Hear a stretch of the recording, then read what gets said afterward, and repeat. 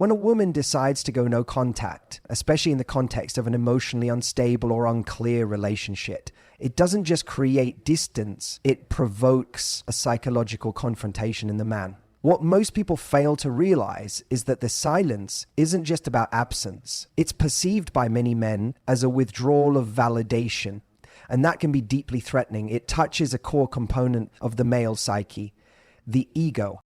He begins to ask himself questions he doesn't want to ask. Does she still think about me? Is she seeing someone else? Was I not enough? These are not simply curiosities. They are existential threats to a man who tied part of his identity to the reaction he once could elicit from her. This is why many men reach out after a period of no contact, not out of resolution, not out of emotional maturity, but because the silence itself becomes unbearable. It exposes the parts of him that were never whole to begin with. And here's what's crucial to understand. When he comes back, it's often not for reconnection, it's for regulation. He wants to regulate his ego. He wants confirmation that he still has a grip on your emotions, that he still holds some space in your mind. That's the validation he's seeking. And if you give it too quickly, if you respond with too much warmth, too much availability, too much eagerness, you collapse the very silence that made him curious in the first place. You feed the ego, not the heart. This dynamic is not necessarily conscious. He's not sitting in a dark room twirling a mustache, scheming how to manipulate you. It's far more subtle and more dangerous for that very reason. He may even convince himself that he's just checking in or thinking about you, but often those messages aren't rooted in accountability or clarity. They're rooted in discomfort. He's uncomfortable not being in control. He's uncomfortable not being needed. He's uncomfortable with the idea that you've learned to live without him. When a man is driven by ego, he's not coming back to build something. He's coming back to see if the bridge is still intact so that he has the option to cross it when he pleases. That's not love, that's leverage. Now, does that mean every man who reaches out after no contact is doing it for egoic reasons? No, not always. But the pattern is clear enough to warrant caution. The test for you then is not whether he returns. It's how you interpret his return. Do you see it as a profound declaration? Or do you step back, observe, and ask, what is he really seeking? Does his energy match growth, or is it echoing old dynamics? And here's where your strength lies. You can maintain your silence until you see evidence of sincerity, not just signs of insecurity. You can hold the line, not to punish him, but to protect your peace. When a woman with self-respect refuses to validate a man's ego in place of his character, she forces him to confront himself. That's the kind of woman men remember. That's the kind of silence that echoes louder than any words ever could. So the next time he tests the waters after you've gone quiet, understand that his behavior is not a mystery. It's a mirror. And you are under no obligation to reflect back an image he hasn't earned. Your silence is not absence. It's power. Use it wisely. When a woman decides to go no contact, especially in the context of an emotionally unstable or unclear relationship, it doesn't just create distance. It provokes a psychological confrontation in the man. What most people fail to realize is that the silence isn't just about absence. It's perceived by many men as a withdrawal of validation, and that can be deeply threatening. It touches a core component of the male psyche, the ego. The ego, in the masculine framework, is often built on external feedback, status, performance, and most significantly, the perceived influence he has on the people around him, especially women. When a man no longer receives a reaction from a woman who once invested emotionally, his mind starts to spin, not because he necessarily misses the woman in her fullness, but because her silence introduces uncertainty. And uncertainty to the male ego is deeply destabilizing. He begins to ask himself questions he doesn't want to ask. Does she still think about me? Is she seeing someone else? Was I not enough? These are not simply curiosities. They are existential threats to a man who tied part of his identity to the reaction he once could elicit from her. This is why many men reach out after a period of no contact, not out of resolution, not out of emotional maturity, but because the silence itself becomes unbearable. It exposes the parts of him that were never whole to begin with.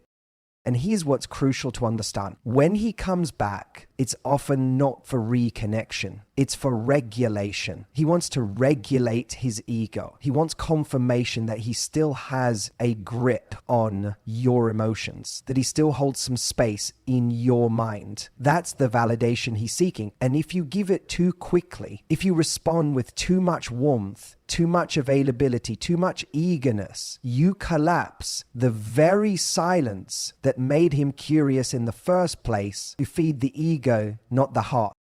This dynamic is not necessarily conscious. He's not sitting in a dark room twirling a mustache, scheming how to manipulate you. It's far more subtle and more dangerous for that very reason. He may even convince himself that he's just checking in or thinking about you. But often those messages aren't rooted in accountability or clarity. They're rooted in discomfort. He's uncomfortable not being in control. He's uncomfortable not being needed. He's uncomfortable with the idea that you've learned to live without him. When a man is driven by ego, he's not coming back to build something. He's coming back to see if the bridge is still intact so that he has the option to cross it when he pleases. That's not love, that's leverage. Now, does that mean every man who reaches out after no contact is doing it for egoic reasons? No, not always. But the pattern is clear enough to warrant caution. The test for you, then, is not whether he returns, it's how you interpret his return. Do you see it as a profound declaration? Or do you step back, observe, and ask, what is he really seeking? Does his energy match growth, or is it echoing old dynamics? And here's where your strength lies. You can maintain your silence until you see evidence of sincerity, not just signs of insecurity. You can hold the line, not to punish him, but to protect your peace. When a woman with self-respect refuses to validate a man's ego in place of his character, she forces him to confront himself. That's the kind of woman men remember. That's the kind of silence that echoes louder than any words ever could. So the next time he tests the waters after you've gone quiet, understand that his behavior is not a mystery. It's a mirror. And you are under no obligation to reflect back an image he hasn't earned. Your silence is not absence. It's power. Use it wisely. What should be noticed here is how the male response to no contact is not always driven by desire, but by disorientation. And disorientation is not the same thing as love. It's simply a response to the loss of emotional certainty. So if you equate his return with a change of heart, you may find yourself repeating a cycle, not beginning a new one. Men test you after no contact because they want to know if they still hold psychological real estate in your mind, if you're still emotionally invested enough to react. And if you are, they feel that their place in your life is secure, even if they never earn that place again. That's not just a relational pattern. That's a psychological mechanism of self-managation. Your job is to interrupt that mechanism, not for revenge, not for ego, but for truth. You deserve to be with someone who doesn't need your silence to recognize your worth, someone who doesn't need absence to feel your presence, and more importantly, someone who is secure enough in himself to build a narrative with you, not around you. So the next time a man tests you after no contact, don't just ask what he wants. Ask why he's reaching out now. And then ask yourself whether you want to rejoin his story or write a better one of your own. Because sometimes the most powerful thing you can do is not to respond at all. Not out of pettiness, but out of clarity. Clarity that says, I don't need to play a role in someone else's confusion when I found peace in my own truth. One of the most crucial dynamics to understand about men testing women after a period of no contact is this. He's not just testing you to see if you're still emotionally available. He's testing to see if you've changed. That's the deeper truth. Men aren't blind to transformation, and they're certainly not indifferent to it. In fact, transformation unsettles them, especially when it occurs in the very person they assumed would always remain the same. Now, here's where we need to pause and examine something fundamental. People, in general, form unconscious expectations about others based on historical patterns. If you were once accommodating, emotionally available, eager to please, perhaps even self-sacrificing, then that's how he mentally cataloged you. That's who you were in his emotional filing system. But when you break contact and begin changing, becoming more grounded, self-contained, focus not on reaction but on reality, it disrupts the category he placed you in. This disruption often compels him to reach out, not necessarily because he wants to re-enter the relationship, but because he's compelled to test the new data against the old framework. In a sense, it's like a scientist returning to the lab to verify whether the laws of nature have shifted. He needs to know, are you really different, or are you just pretending? And this is where many people get pulled back into old patterns. The moment he reaches out, you feel seen, you feel remembered. And if there's still any residue of emotional longing, that attention can feel like affection. But let's be clear, it's not always affection. Often, it's scrutiny. It's a probe. He wants to see if the new you is real or if it's just armor. He's looking for cracks, and he'll know exactly where to look. He helped build the foundation. But if your transformation is genuine, rooted not in a desire to win him back, but in a desire to win yourself back, then his tests won't throw you off center, because you'll see them not as invitations to return, but as reminders of what you've risen above. This is psychological warfare in the most subtle sense. Not warfare against him, but against the part of yourself that still seeks external validation to feel internally secure. You're not fighting a man. You're fighting an old version of yourself that believed love meant performance, that attention meant value, that closeness meant safety. He's testing to see if he still has access to her. But if you've truly changed, then you don't answer from that old place. You don't perform, you don't justify, you don't try to prove your worth or re-audition for a role you've already outgrown. You respond from truth, or you don't respond at all. And both are equally powerful. Real change isn't loud. It doesn't need to declare itself. It simply exists. And those who knew you before will notice. They might not say it, but they'll feel it. It's in the way you hold silence. It's in the way you no longer explain yourself. It's in the way you let them reach without reaching back. So if he's testing you after no contact, see it for what it is. Not a gesture of love, but a measurement of growth. He wants to know if the woman he used to know is still there. And the most empowering answer you can offer, whether in words or in stillness, is this: she's not. She evolved. And she didn't evolve to be worthy of him. She evolved to be worthy of herself. There's a moment, often quiet and subtle, when a man reaches out, not out of longing, but out of curiosity masked as control. He wants to see if you're still emotionally anchored to him. This is one of the most underestimated dynamics in post-no contact behavior. It's not always about missing you. Sometimes it's about reaffirming that he still has power over you. It's an ego check. And if you're not prepared, philosophically, emotionally, psychologically, it can pull you back into the very dynamic you walked away from. Now, let's get clear about something fundamental. Human beings are territorial. Men in particular often possess a deeply ingrained desire to know that they still matter, even when they've chosen to walk away. There's a paradox there, and it's important to understand it. A man can end a relationship and still be deeply unsettled by the idea of you moving on without emotional residue. Why? Because in many cases, his identity, his self-perception is unconsciously tied to your response to him. If you collapse without him, he was important. If you rebuild without him, he has to question just how essential he really was. That's when the tests begin. You might casually reach out, perhaps under the pretense of being friendly, a text that says, just thinking of you, or hope you're doing well. But embedded in that message is a deeper question. Do I still have access to your emotional world? And more importantly, can I still influence it?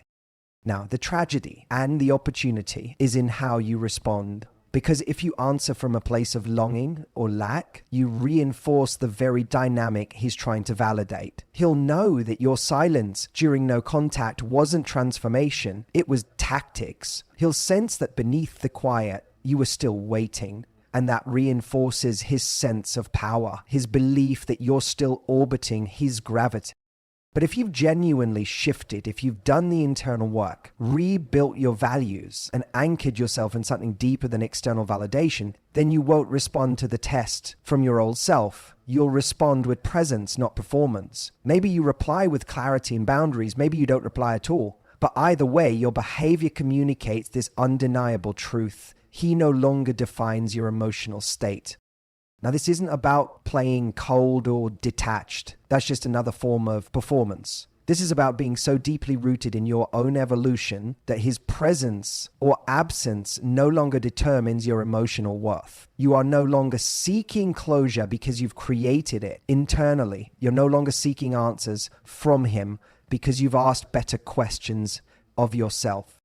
What's powerful about this phase is that when a man tests you and finds that you've grown beyond the reach of his emotional influence, it forces him to confront the version of you he underestimated. That's where the shift occurs, not in whether he comes back, but in whether he finally sees you. And the irony is, he might only truly see you when you no longer need him to. So the next time he tests you after no contact, don't just ask what he wants. Ask what this moment is asking of you. Is it inviting you to regress, to replay an old script for familiarity's sake? Or is it offering you a chance to reinforce your growth? Because in that moment, the most powerful thing you can communicate isn't indifference, it's grounded clarity. A calm, unwavering sense of self that says, without words, I know who I am now, and I'm not who I was when you left.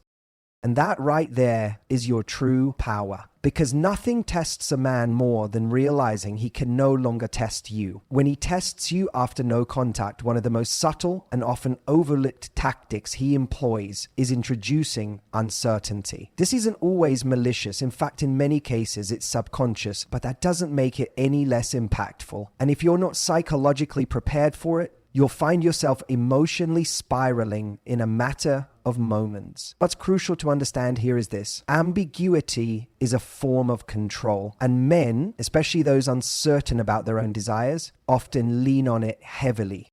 You've probably seen it. He reaches out not to reconcile, not to apologize or rebuild, but simply to touch base. A harmless message, seemingly. Hey, just wanted to say hi. Or maybe it's more cryptic. I had a dream about you last night. Weird, huh? Now, what's going on here isn't about the dream. It's not even about you, really. It's about seeing what sticks. It's about him gauging your response, not just your words, but your tone, your timing, the energy behind your reply. He wants to know, do I still occupy space in her mind, in her heart?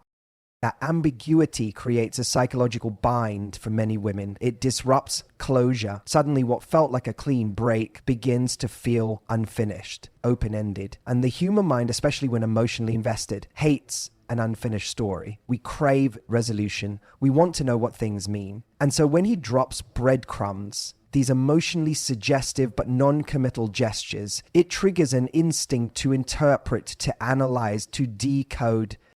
But here's the trap. While you're busy trying to make sense of the ambiguity, you're no longer grounded in your own clarity. You've been pulled out of center and into reaction. And that's exactly where he has power, not by what he says, but by how uncertain it leaves you feeling. That uncertainty becomes a tether, a psychological hook that keeps you looping around his behavior instead of moving forward with your own. So what do you do in the face of ambiguity? You return to clarity. Not clarity about him, but clarity about you, about your standards, your needs, your non-negotiables. You don't need to decode his dream or dissect his message. You need to ask, does this behavior align with the type of relationship I want to be in? Not the fantasy version of him, not the potential, the actual man in front of you right now. Because let's be honest, if he wanted to come back with integrity, he wouldn't test you through vague messages and emotional breadcrumbs. He'd step forward with intention. He'd say, I've reflected, I made mistakes, and I'd like the chance to rebuild. That's not confusing, that's mature. Anything less than that is a test of your emotional boundaries, not an invitation to connection. This is where many women get caught. They think maybe this is the start of something, but beginnings that are built on confusion rarely lead to relationships built on trust. The strength lies in how you handle the unknown, not by chasing answers, but by standing firmly in the answers you already hold about yourself. So if he reappears only to stir ambiguity, recognize it for what it is. It's not always a sign he wants you back. Often, it's a sign he wants reassurance without responsibility. And your job isn't to give him clarity, it's to keep your own. Because clarity isn't just attractive, it's magnetic. And when you lead with it, you stop being a participant in his emotional experiment. You become the author of your own story.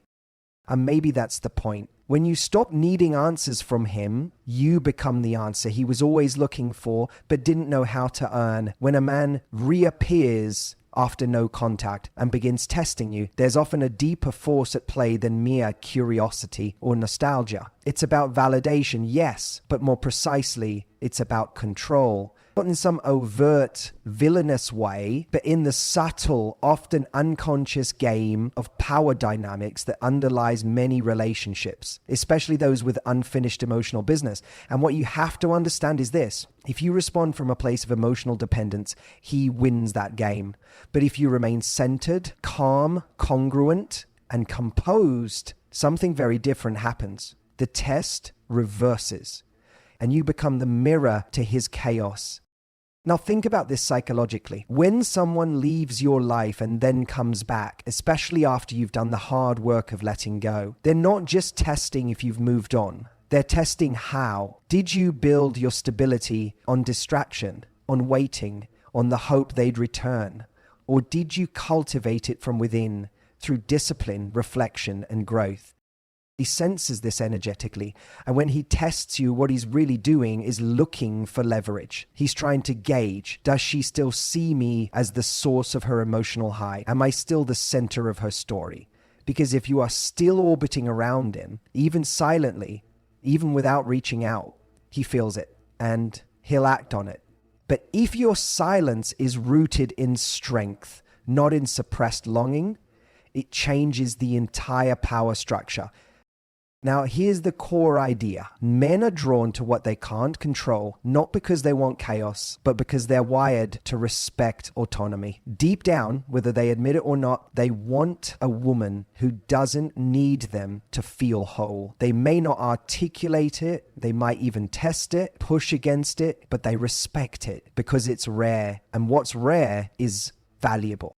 And this is where so many women get caught off guard. The man comes back, and instead of staying rooted, they slip back into emotional dependency. They become reactive. They either chase or they punish. They try to reclaim power by withholding or over-explaining, but all of that still reveals one thing. He's in control of their emotional state. And if he can still pull those strings, even subtly, then nothing's really changed. Not in his eyes. The real shift happens when he realizes his tests no longer work on you. You don't flinch when he throws ambiguity at you. You don't jump at the bait when he sends a casual thinking of you text. You don't punish him with silence, nor reward him with eagerness. Instead, you meet his chaos with calm, his games with groundedness, his uncertainty with clarity. And the moment he feels that, truly feels that, is the moment he begins to question himself. Not you. You've become a mirror he can't distort, a reflection of his own lack of growth, his unfinished journey. And ironically, that's often the very thing that makes a man fall in love again. Not with your availability. This is what we often miss. Power in relationships doesn't come from dominance. It comes from emotional independence, from being whole before, during, and after someone enters or exits your life. And when you embody that, not perform it, but live it, you shift the entire dynamic. You stop being tested because you're no longer enrolled in his game. So if he returns to test you, let that be his moment of reckoning, not yours. Don't engage from fear or validation. Engage from presence, or not at all.